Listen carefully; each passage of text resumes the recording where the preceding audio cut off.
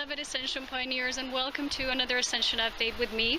Today I managed to climb this beautiful hill, this beautiful tiny cliff, so I can record this update on a very beautiful pristine surroundings and talk about the things that recently Spirit showed me and they came into my attention, and I want to share with all of you.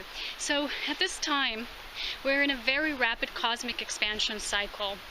So what's taking place is, you know that right now Mercury is going to go direct and it's going to start this process. But what's taking place is that up until the point of March equinox, there's still going to be this gathering of what we really learned in a 7-period cycle. And as you know, just as much as our cells have their own 7-year period when they're renewing themselves, they're receiving this new light intel, and they're kind of programming themselves in the new cycle of expansion. And what's taking place is also galactically, there are greater cosmic cycles of expansion, galactic in-breath and out-breath, and I want to share about this in this video. So up until the point of March, we really still have this 7-period cycle completion.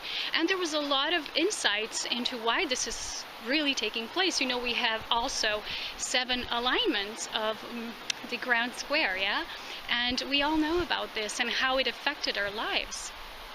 And what's really taking place at this time is we're culminating in this experience.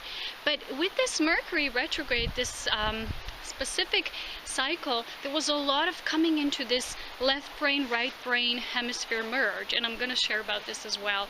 But what's really important is that we're expanding ourselves so that we can share ourselves in a new way, something that's more soothing our true renewed self, because we're always continuously trying out new things and seeing what we really resonate with and what we don't. And we're making these changes sometimes more subtle, but what seems like a subtle or just a tiny opportunity might be a rare opportunity in the end. That's really going to expand us in the big picture. So this is now taking place, and we're going to have these, they're not even alignments, they're just like, you know, things are following themselves, they're lining themselves in this beautiful galactic unfoldment, as I like to call it. So the things are just almost, it's like a swirl, yeah? This is how I'm being shown. It's like this swirl, like this twisting energy, so that it reshapes in a new form. And this is what we're doing ourselves too. Sometimes we're being squeezed, you know, we feel pushed so that the real juice of our soul comes out, so to say. So let me begin. I made a few footnotes again that I don't forget to mention something.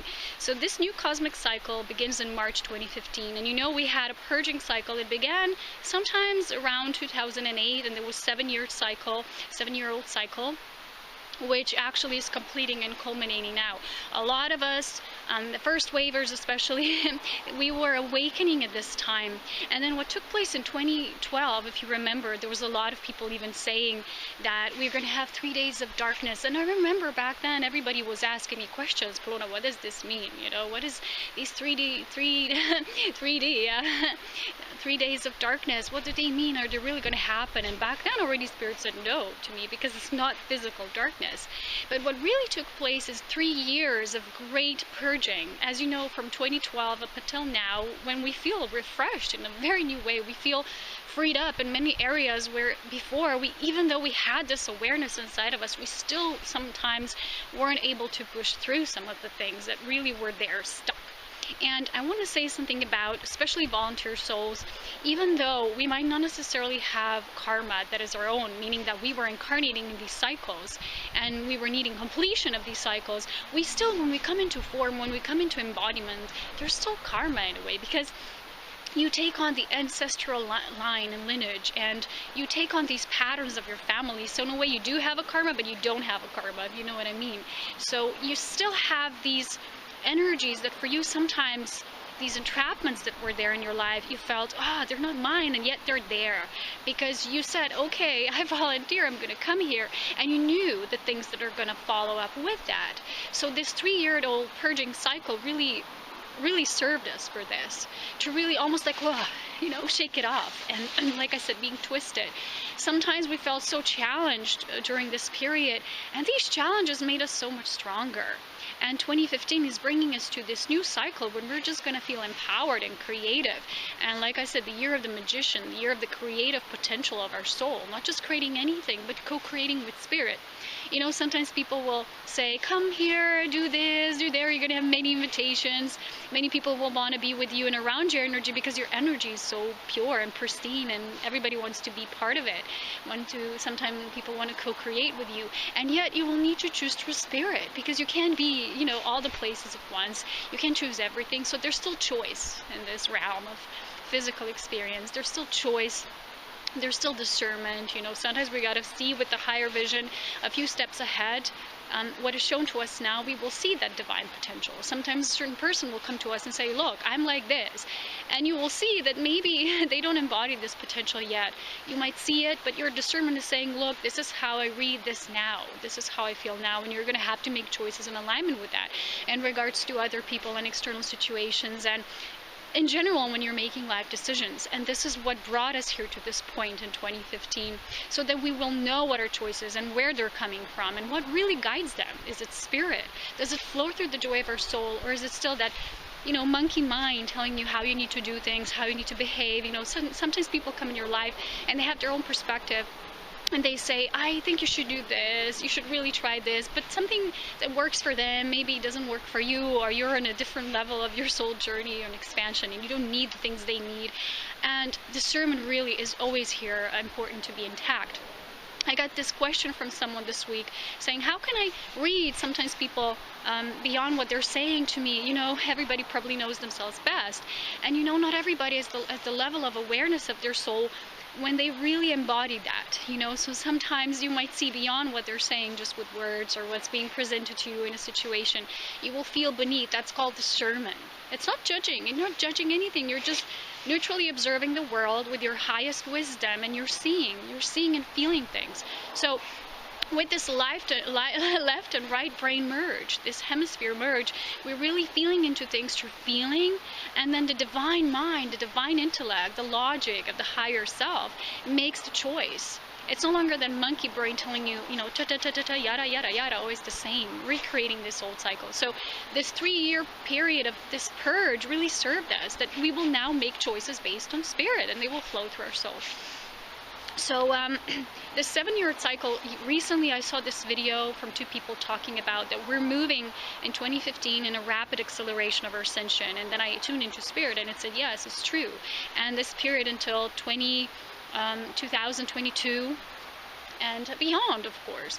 But that's like almost this acceleration journey means that things are going to start to move faster, and in a way, I already shared this with you before, it also will feel like a slowing down, because you're more centered, you're more grounded, you're more at peace with yourself and all life. So the more acceptance you have, the more you feel things are slowing down. You know, life is more at ease, at peace, and you feel this beautiful sense of tranquility and blissful presence, and yet at the same time you feel things accelerating as in consciousness, as how you're opening up. So we can't confuse these two things, meaning that as things begin to accelerate, that you're going to be like a hyper bunny, you know, running around all the time. Sometimes we are this way, but at the same time, when we are eternal and infinite at the same time, we live in this blissful, peaceful presence that can have a lot of things that come through us, but at the same time, we're very peaceful in how we implement them, how we bring them through our physical bodies. So this is what we're going to go through, and our cells are going to go through this rapid acceleration. Up until this time, there was a lot of this purging, you know, and we were completing this cycle. We said, oh, I've finally done this work, you know, on this level. And this first period, a lot of us felt that we were preparing for something. And in the background, so much was happening, because we don't always see the physical result right away, right? So we think nothing's happening, and sometimes we say to ourselves, but nothing's ever happening, like physically, like events. Remember, in truth, nothing ever happens to you physically. It's always been created from inside first. So sometimes the cycle of creation that you undergo will be a longer cycle, as in from your perspective. Also remember that where I stand right now is a very unique perspective, and when somebody else stands like this, from their unique soul perspective, again, the whole life in creation will be different. What unifies us, I've said this always, is that the unification process begins when we embrace the creation principles within us, and that binds us together into unity. But yet, from each of our perspective, there will be uniqueness. You know, I don't know if anybody of us will ever find somebody who will completely understand us, that get everything about us. You know, that is the nature of our twin soul essence, the spark of our individualized presence. And yet another soul, even if it's a member of our soul group, they will still have a different perspective and a different attribution of those aspects of the essence that is all of us. And yet this uniqueness is the beautiful journey that we really need to embrace here as spirit and form merge as one. So this period of revival is going to be really accelerated during this 7-year cycle. And so let's move back to 2012 when this 3 days of darkness rumor began. And even the ancients said it, but sometimes the ancients say something and it's a metaphor, it's an archetype, and what humans do is we say, okay, it's how it probably is. So the first thing is we take it literally. The next step of our consciousness, maybe we're going to see it metaphorically and through different archetypes. And an even higher aspect of ourselves, allow things to come into understanding when we are at that level of understanding. So in perfect divine timing and flow of our soul. And what really Spirit showed me is that this more related with this 3 years of inner darkness. That means embracing the shadow, bringing it to light so that we can really be free of everything. And then as this period of rapid acceleration in our ascension begins, we're going to be ready, we're going to be prepared, and we're going to be, saying yes, yes, taking that jump. That doesn't mean making unconscious decisions at the first, first impulse. It just means that you're going to be ready to make choices based on your soul, no longer from those fears that may have held you back in the past. So this was symbolic, but at the same time, when we work with understanding of cosmic cycles, like the Maya did, the Maya did because they understood the cycles of time. They are the soul group, but that consciousness that works with the aspect of time. And, there's a cycle within a cycle within a cycle, and the grander we get in that expansion, the cycles are different. So let's say I'm standing here, breathing in and out, in breath, out breath. It lasts a few seconds from our perspective. And when the galactic cycles have their own cycles, from us it seems, wow, that's so long, and that's why some of us have not even, we're not even able to understand what a 26,000-year cycle, let's say, what it represents and what it all encompasses. We're just a tiny myriad of form that spirit that experiences that and goes with that cycle, and yet every single living thread of creation has its own cycles. So these cosmic cycles and the in-breath and the out-breath of cosmic, greater cosmic proportions needs to be understood. And when we have that understanding, it just comes naturally. It's not something that we're trying to forcefully get out of, squeezing ourselves up until the point that we mentally want to understand everything, which really doesn't serve us. So this cycle now will be another cycle that's more a grander cycle of these 7 years. But it's almost like, look at your cells. They are the microcosm of the macrocosms. They do reflect that. But this is just one tiny cycle. And with that 7-year-old cycle moving then beyond, there will be then again another cosmic outbreath. So this was the stillness point in creation now. These 3 years of purge, it almost felt like a slowing down energy. We were still creating, we still did our thing. But the thing is, it still felt for a lot of us like nothing's happening. We're not moving anywhere, because this is what we needed. We were so in tune with spirit that we felt that pause, almost like before you take an in-breath and before you do the out-breath, there's a little tiny pause. And for you, it seems less than a second even, or a second. But in a greater cosmic cycle, that second is, let's say, maybe a few years, or, however much. And we don't always have that understanding. And the Maya did. So the deeper we move into that, we will understand that when we are spirit guided, we will flow in attunement with those processes and cycles. So the energy breakthroughs and revivals will be felt. In March, get ready, and that's why we're still doing that inner work now, that inner blossoming. And remember, inner work does not mean you're striving for something on the outside. It means you bring the essences, you call them in, you invoke them, and you allow the soul alchemy to take place in your own body. So you're not doing something like it's a goal outside of you. A goal-based reality is no longer a reality in Ascension. So the cellular purging really mirrored that. It reflected that process. And now, when the cells are feeling this, they're going to have, you're receiving new ideas and visions. And sometimes I know it might be too much, especially now with Mercury retrograde. It doesn't mean that you felt a lack of ideas. A lot was coming. You were just not yet maybe ready to move out with those ideas because it wasn't yet time. And we're still now in the shadow period, which will give us time to implement how to begin anew. And then we have a new Chinese astrological year of the goat beginning. I think it's at the same day something happens on the day. I don't remember. I think it's it's the new moon. It's the new moon in Aquarius, the second moon. And I've told you before, this period between the new moons, the two of them being in Aquarius, it's that freedom energy. We were anchoring that freedom to really feel you don't have to do something in a specific time, in a specific order, in a specific way. With specific people, there's this energy of freedom that what is needed comes to you. You invoke it from within and it appears. The material takes care of itself. When you take care of the self in your body, when you provide yourself the physical template. And even though you still have those emotional bursts and periods, it's parts of you that still want to be heard. They want to come out. There are bubbles coming up to the surface. That's all there is. And you ignoring them, it doesn't really solve anything. You know, that eager consciousness that you know you're always moving forward with the cycles of creation gives you the proper pillar to know that even those parts of you are a part of that. They're not excluded. They're also the game players. And you have to include them, not exclude them. Otherwise, you always carry them behind yourself, almost like, how to say this? It's like extra baggage, yeah? And we're no longer going to have that because we're going to be rebirthed in that you. Like I said, it's a shake-off, and at the same time, it's this pillarized presence, so to say. So at this time we can have more ascension symptoms. Also with this revisiting of the old, it can be symptoms we already had and we felt we're done with that and they're still coming up. For me, there was a lot of sneezing coming up. I used to be, as a child, very allergic to dust and all of that, and different feathers and all of that old furniture and old things that were really almost degrading too much, and I was really sensitive to that. And all of a sudden I began to sneeze a lot again, and then Spirit said it's almost like that old energy coming back to really, because when you go deep, you go sometimes to those parts you think you've done the work already with, and now they come back. It's just a new refinement node. You know, it's almost like fine-tuning an instrument. Okay, and now let's move to the merge of the right and left brain hemispheres. It's important because I see a lot of people in this New Age movement, they only want to go in the heart.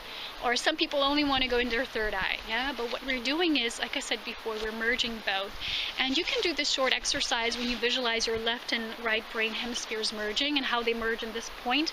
It's not even what you call your third eye, but it's this place. It's a higher chakra. It's some people call this aether, and I don't know. For me, it's not about numbers. It's more about how I see it. It's the higher heart, which is somewhere here above your chest, and then that projected, but the higher essence of your third eye, which is not psychic, it's spiritual. This lower third eye energy is very more attuned to these astral or lower astral levels. So when you tune this higher chakra, I've shared this before, it's almost like if you drew a line where the third eye and the higher heart, you know, meet here. It's almost like this focal point of your higher third eye. So it's that divine vision, and we're activating this with this left and right brain hemisphere merge, and it's coming up to this point. So you can do your own breath work, breathing exercise. When you imagine them coming into this wholeness, you can assign a color, even the color you say it represents to you more your divine masculine self, or the color that for you represents more your divine feminine self, and then you see how they blend in and observe what color they co-create together. Is it a total blend? Is it different shades? Is it like sparkles that are intertwined? Just observe the process. What we're doing here, again, we're not striving for it. We don't think of it, we're not perfect now, so we need to activate that from the outside with a specific heavy method. When we do those visualizations, it's we're just seeing the energy taking place. We're inviting, we're governing the energy. We're saying, look, I'm ready, I'm open, I'm working with this space of allowance, so that I, as a body template, become this sacred space when spirit can be held, you know, at the level of pure embodiment.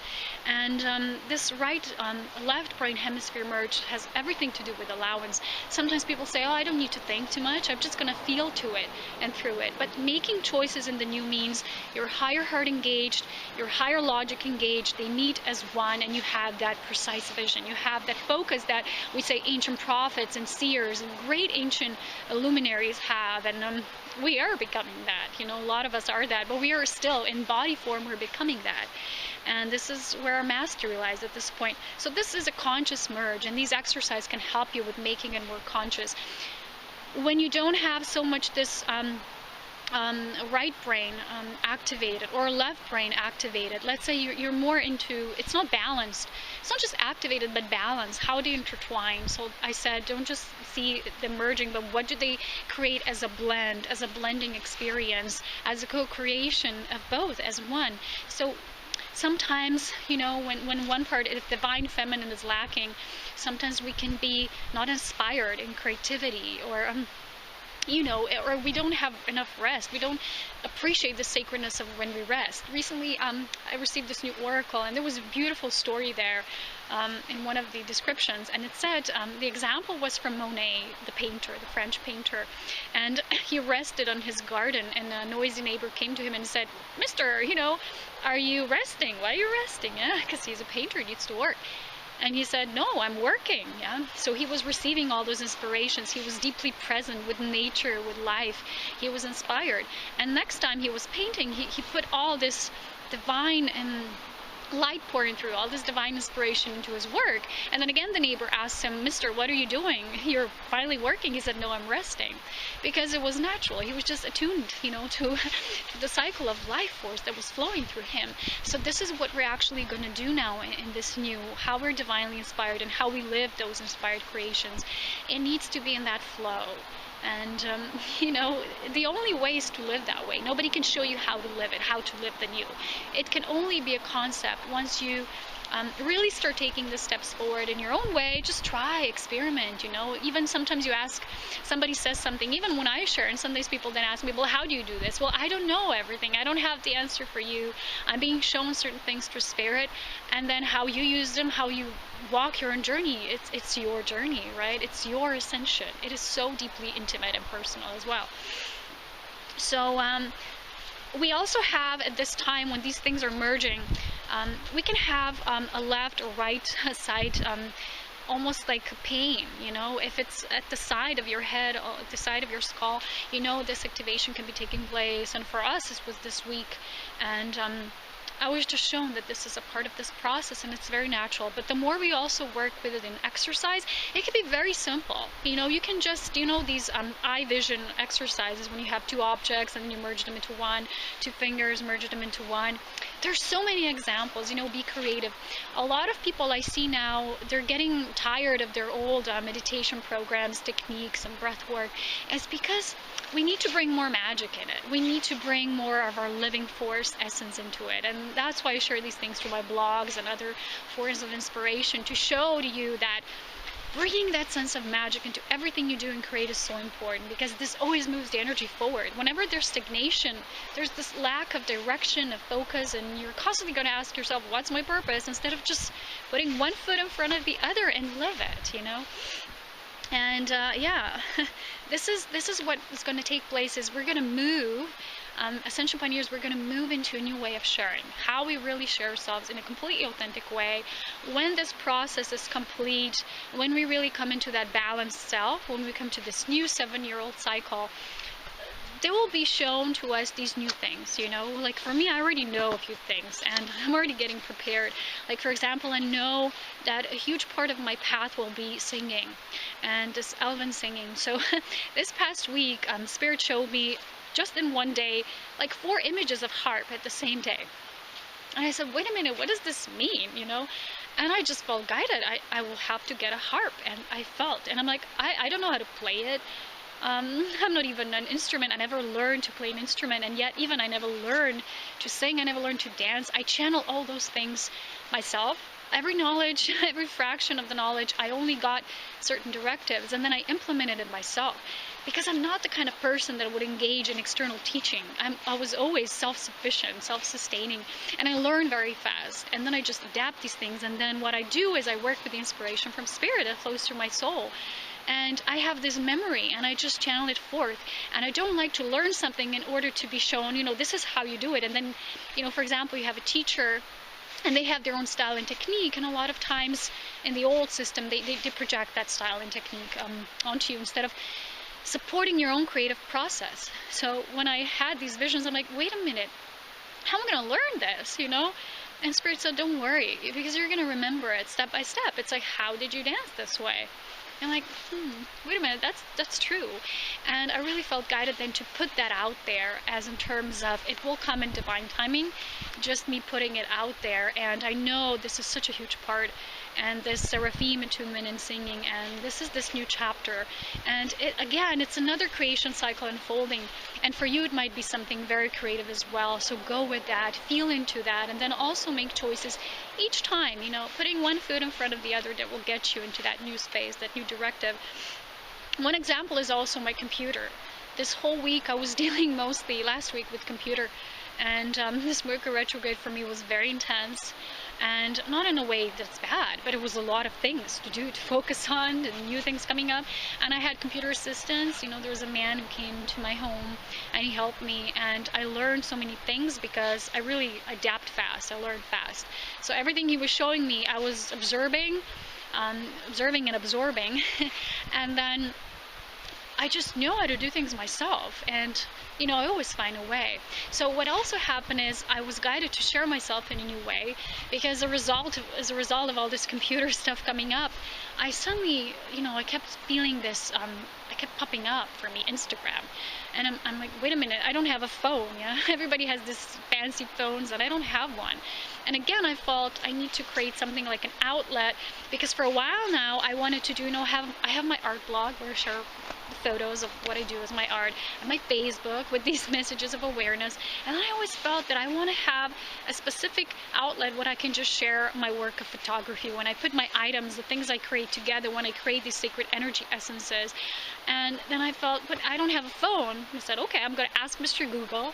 And I Googled it and I found a solution, so how I can also work with it from my computer. And you see, that's what pioneers do. We pave the way for the new, and we're self-sustaining, we're self-directed, and we know how to move forward with that energy. There's always a way. Sometimes you're like, oh, not for me, I don't have this, or I don't have that, or I don't know how to do that, I don't know how to play an instrument, I don't know how to sing. And then these are these old programs. You know, your new self isn't limited. It's self-taught. It links with the awareness of the consciousness of one that has everything of this. And you say, I want to learn how to sing, and you know, not necessarily through being taught by a certain teacher. I want to do it my way. Just put the directive, put the intent, you know. Our souls are meant to express themselves the way they're guided, the way that really brings joy and upliftment. So thanks to that, and to that computer assistance and all this new guidance, my new computer is now really finally working, and I'm now on Instagram. You can find me under Polona Aurea Art, spelled together. And I'm going to share these daily sacred altars with a specific energy essence. And then, you know, the part of the new is really important is divine beauty. That magic we're anchoring. It's not just like, let's say you get an oracle card and you're okay, what does this mean for you? Or for me, or for all of us, but working with a specific energy essence intent. So let's say we get a image of abundance. What kind of abundance? You know, there's many ways of abundance. What kind of abundance do I feel now? And then creating this sacred tiny space that holds this energy essence, and what does it hold it for you, and how you recreated magic and through beauty. Beauty is all about grace. And when you work with that aspect of you, the energy will flow, because you will be constantly refilling your cup of life. It's always going to overflow. So you're not going to be giving of yourself, but giving through yourself. And what I also was guided to do is like buy this tiny little cup. With that energy essence intent, every day that I'm gonna do it, I'm gonna pour water into it, and that water will also have that intent. And then towards the end of the day or so, I'm gonna drink that water, and really, really with that intent and with breath work, bring that in, because we really are all about making things to our body template. You know, there's still a lot of people who say, well, you know, self-mastery is all in the mind. You don't need to do anything. It's like, what? Because bringing it into form, it's what it is. That's alchemy. That's soul alchemy, my beloveds. And okay, so you can find me on Instagram there. The webpage is still in the making, because obviously I had so many things to do. And yeah, it's important that we're moving into the feeling energy of everything. When we feel through things and then let spirit speak to us through that feeling of the soul, then we make a conscious decision based on the whole of the self. Yeah, so we're also that way. We're not doing things or working hard, or we're just riding the flow of that cosmic divine mother support, that white flame that spreads into tiny sparkles, becoming bigger ripples and creating magic and everything. So yeah, find me on Instagram. I hope you're gonna follow me there, because lots of magic coming up, and I really always was so excited about photography. I even had that as a subject in my college, and I remember how really enthusiastic I was. But now I have a good camera and I can create all these beautiful images, and I hope to co-create this beautiful space of magic and beauty with you. Take care. As always, so much love, wisdom, and power, and I'll talk to you next time. Bye-bye.